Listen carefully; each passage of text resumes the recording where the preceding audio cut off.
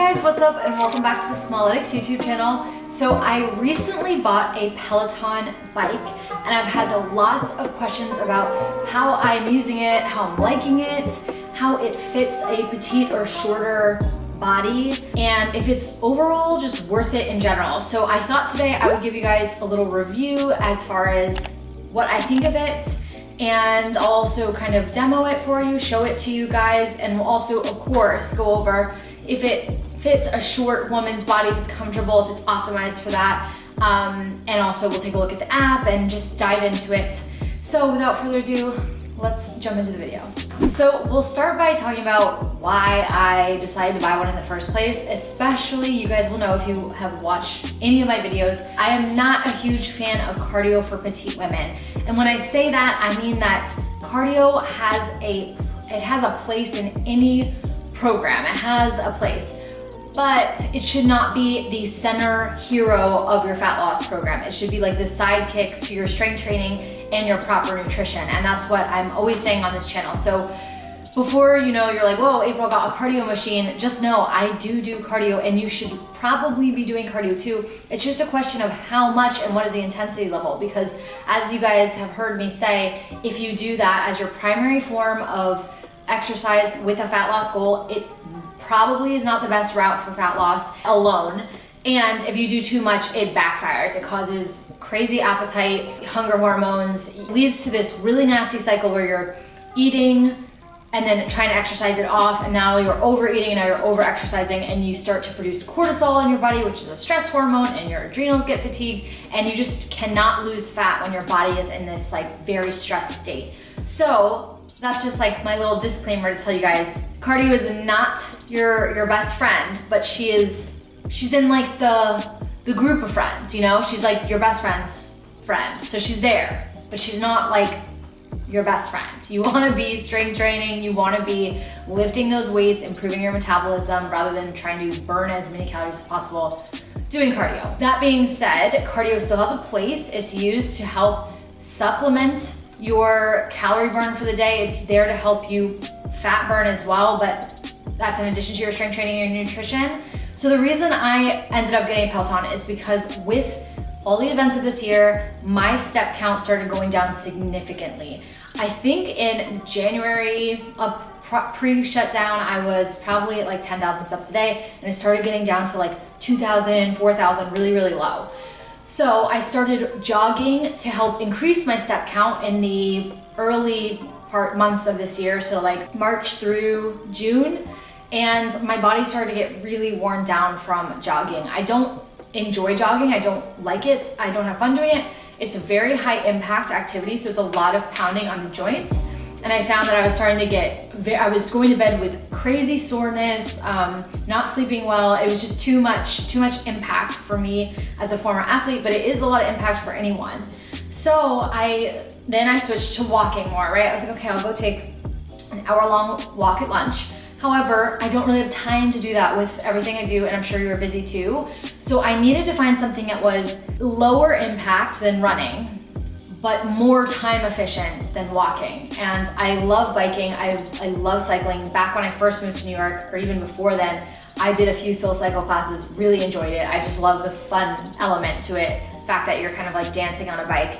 And so I thought, okay, maybe I should download the Peloton app and try out one of the workouts on a stationary bike that's in my home gym, so not a real Peloton bike. And that's how I first got into Peloton. So I started doing these cycling classes on their app, which is just I think it's about $10 a month, and did the classes on this like janky little bike, like the straps were like broken on the feet, like do not recommend, but it got the job done. And I did that for a few months. I found that it was something I could stick to, it was sustainable, I was recovering better, it was lower impact, but still I could get my cardio in a shorter amount of time than walking.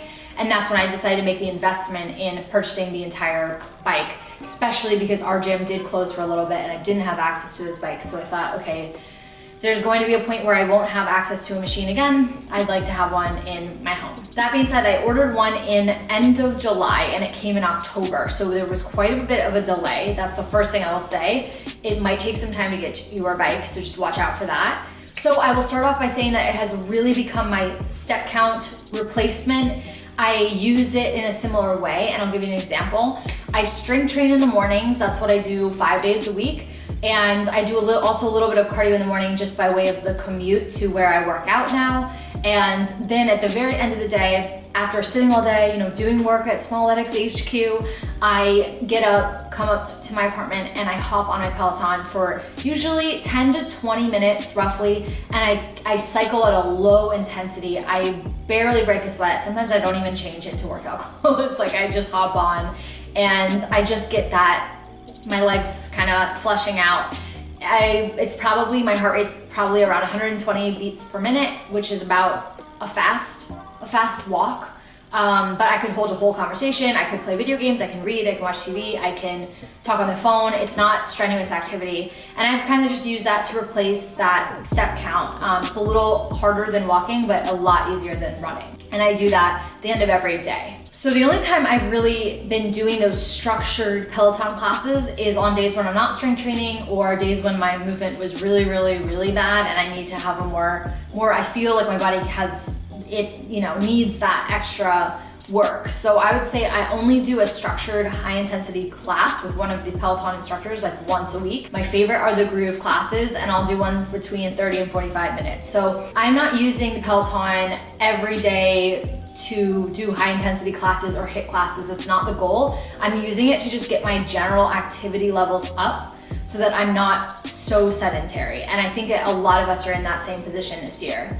So those would be all of the reasons why I got it, and a lot of the pros are wrapped into that too. It's a really, really great way to get some extra movement in, but there's obviously an elephant in the room, which is the price. When I bought it, I think it was a little bit over $2,000. I believe they've dropped it down to around $1,800. What I thought was really amazing, and I have to say this because I just think it says something about the company, is that even though I purchased it in July, they dropped the price down to $1,800. They credited me $400 on my bank account, even though I purchased it when it was more expensive. And I just thought that was pretty awesome. Like they could have kept that $400 easily, but they actually just sent me an email and said, hey, we reduced the price of the bike and we want to give you that credit back, even though you purchased it when it was more expensive. So I think that says a lot about what they are prioritizing as a company. But that being said, the price is obviously still so expensive, very inaccessible to a lot of people.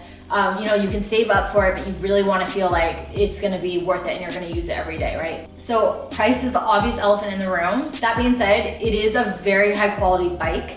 I'm sure that you can have a similar experience doing what I did before I had a Peloton, which is just finding any stationary bike and using their app and doing a class. The only thing that you miss from that is you're not locked into their leaderboard or the metrics in terms of like how much output you're putting into it. So it can be harder to gauge intensity, especially if you're new to exercising or working out, or you're not just, new, if you're new to biking. It can be hard to figure out what intensity level you should be at because you don't have the instructor telling you, oh, you should be at this, and then the output for you to see if you're at that, because the bike has to be the Peloton bike to kind of like make sense with what the instructions are being given per the instructors. So that's one thing that is not as good. But like I said, you can DIY the situation if you want to save money. I've seen people comment on my Instagram saying they purchased a $300 Amazon bike and then they use the Peloton app. So that is a workaround. But that being said, there are some really great pros to having the bike. It's very ergonomic. It is, it's really locked into the metrics and the leaderboard and the whole experience, which is nice. And what's great is you don't just have to do the classes. So when I do just like the casual riding every day, I just do a scenic ride, or I'll do the just ride setting, which is literally I can just see my output, my resistance, and just kind of ride and watch TV or do whatever I want. Okay, as far as it fitting a petite frame, I think this is so important. It does fit me very well. I will tell you, in terms of the seat adjustment, I put it on level 12. So that means that there's still 12 marks of space that you can put the seat down lower. So if you're shorter than me, I'm 5'1", it's gonna be fine, most likely. They probably have the specifications on their website, but I'm guessing it could go very low given that it still has a lot of inches left and I'm short already. So I already raised the seat up to the notch 12. And in terms of the seat, how close it is to the handlebars, I do have it on the closest setting. I go by having the elbow, measuring it from your elbow, from the seat to the handlebars with the tips of your fingers. And I need it up that close just for me personally. So you probably, if you're shorter than me, you're not gonna be able to move the seat up any more than I do. And then in terms of the handlebars, I do put them all the way down so that the seat is only slightly below the handlebars, which just engages your core more. You can have it higher, it's not wrong. I've heard instructors say that you can ride with it a little bit higher. You just use more of your legs and less of your core. So overall, I feel like it would fit women who are my height very well as women who are shorter than me. I'm guessing it can go a lot lower. It seems to fit a pretty wide range of heights. And also on the opposite side of things, Gary, my fiance, he's 6'4" and he can ride it really comfortably too. It's just literally the seat is like at the ceiling. Another thing I wanted to bring up was that the bike and the app, you kind of have to have the app if you have the bike. This is kind of a bummer. The app is $39 something per month, so it's expensive. And the app is amazing. I mean, it has literally so many on-demand workouts, so many different trainers, so many different things to choose from, whether it's the bike or another type of workout, like they have floor workouts and cardio and whatever. But I think the bike without the app would be pretty limited. I don't think there's that much you could do with it except for like free ride. Like you can't use the monitor as a TV. I'm pretty sure you can't. And so that being said, when you go to see if you want to make an investment in it, keep in mind that it's the $1,800 plus the $39 whatever amount per month on top of that, which is definitely not great. Overall though, I will say that if you look at this as an investment in your health over the period of many years, that's what put it in perspective for me. Also, as an athlete with a lot of wear and tear on my body from training all over the past, 20 years, I know that if I ran for the next 5 years, I would be injured. I'd be chronically injured, chronically in pain. I'd have a lot of inflammation. And so it just makes sense to look at the, not just the expense over time, but look at how it's saving you from potential injury over time, doctor's visits, whatever, if you're looking at it as an alternative to running. So yes, it's expensive, but it kind of comes down to what you're looking for. And if you really think you'll use it for a while, I do think you kind of have to like biking to get into it, obviously, because all the classes are very bike. I mean, it's a cycling class. It's kind of like your Soul Cycle or your Flywheel or whatever. So if you don't like that, you're probably not gonna like Peloton. All right, you guys, let me give you a little tour of the bike. So this is where we keep it. Obviously, it's in the bedroom. We live in a 1-bedroom studio in Brooklyn, so it would be hard to really put it in the living room. And I will give you guys a quick tour. So here it is in all its glory. It is quite large. It takes up quite a bit of space, I would say, but it's compact enough to obviously fit in our bedroom. And I'll show you some of the close-ups now. Okay, what I've just showed you was Gary's settings for the equipment, but I've just moved the bike so that it's on mine, so that now you can see I'm at a level 12. So as you can see, there's still maybe 6 inches left to lower the bike if you need to, but not a lot. And then as far as the seats, I do have it on the furthest setting forward. And in terms of the handlebars are the furthest down that you can go.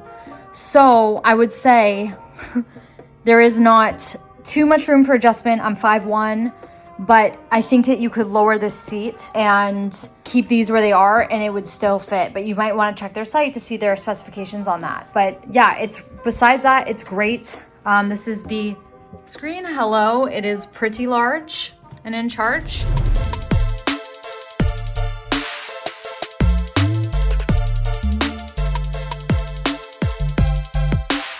All right, you guys, I hope that you liked this review. I'm really, really curious to see how many girls in the Short Girl Gang have a Peloton, so let me know in the comments below if you've invested in one, and if so, how you're liking it so far. And if you have any questions about the bike, this is not a sponsored video, I just made it for fun and to help you guys who have had questions about it. Just let me know in the comments below any questions you have. I'll try my best to answer them. And please give this video a like if you found it useful, and I will see you guys next week. Bye.